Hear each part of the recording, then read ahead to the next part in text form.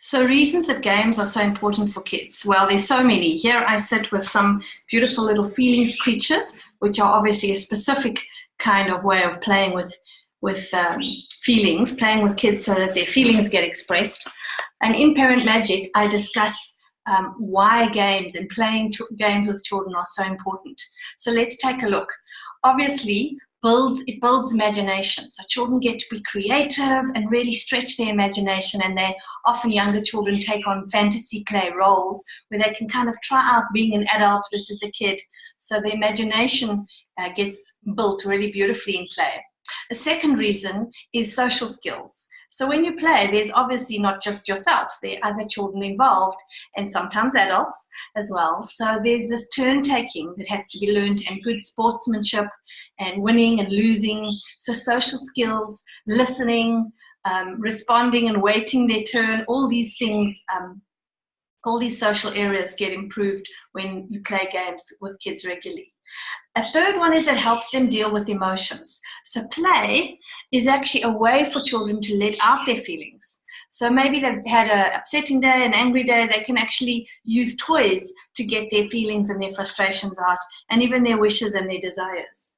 Then if you're playing physical games, then obviously anything that's outdoors or that involves the body in some way, it also helps children with motor coordination. I know in Inner Magic, my game, I look at all areas of development, and in the one area of physical, they actually have to get up and move, and which is either hopping, clapping and counting, copying the other players' moves, or even a hide and seek game. So all of these things help with motor coordination and fine and gross motor skills.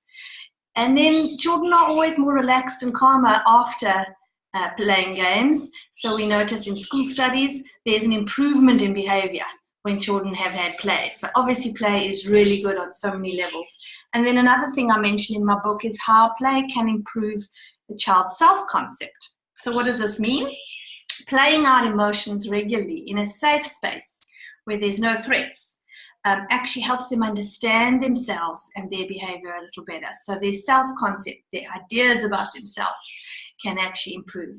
So I hope you've had a great week. And remember, our Inner Magic game is still on special till the 1st of December. This is this beautiful board game for 20% less. And there are lots and lots of card questions, puzzle pieces, so the child actually builds the puzzle, which is the board, and then they get to go around to all the areas of development inside here, and you get a real deep sense of what's going on in your child's life when they answer cards like, what would you feel if my friend took something without asking me? What would you say if such and such happened? And what would you do if such and such happened? So that's just a very quick basic overview of some of the elements of Inner Magic. There are, of course, beautiful games that you can play with your kids without having to get a product like Inner Magic. And even Simple Simon says all sorts of games can also improve your relationship with them. Hope you have a beautiful week.